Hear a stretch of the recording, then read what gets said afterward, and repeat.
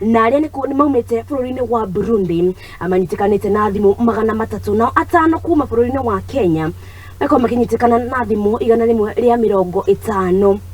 Kamanda wa borithi mwena wa embakasi Judith nyongesa ni ataririe kuria ugite wekinae aya agindo maragithie nambere gwethanwo gukirikana maumite bururiini wa Nigeria na gukuria ikoretwo agita kana aikoretwo agikieritana kuri andu aria matete thimu mekinye ceceni ya borithi niguo mukorwo maikurana thimu ciao.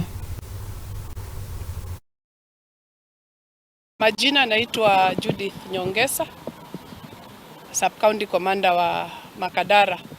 Hapa mahali tulipo ni Industrial Area Police Station, Makadara Sub-County.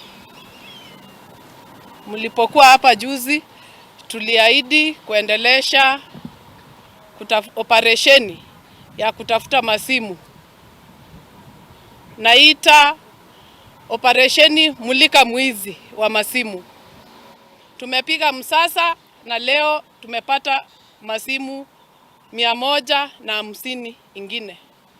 Na tuko na washukiwa wakuu 5. Hii kidude unapoona hivi ndio ya kutumika kuflash simu kwa hizi laptops ziko hapa nyuma. Na unapoona hizi masimu zote ni za wananchi wa Kenya. Na so far zile tulipata zimetambuliwa, mingi zimetambuliwa na wenyewe. Siku hii ya leo Mungu ametufanikisha, tumepata zingine 150 na tuko na washukiwa wakuu ambao sasa ni wa Kenya. Wale wa kunyang'anya na kuflash. Hii kidude unapoona hivi ndio ya kuflash kila kitu kwa simu.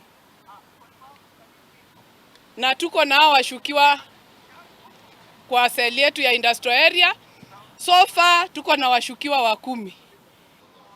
Simu zenyewe zilikuwa zinasafirishwa kwenda Burundi, Rwanda, Uganda, Tanzania, hata Nigeria. Lakini tuko karibu nao sana.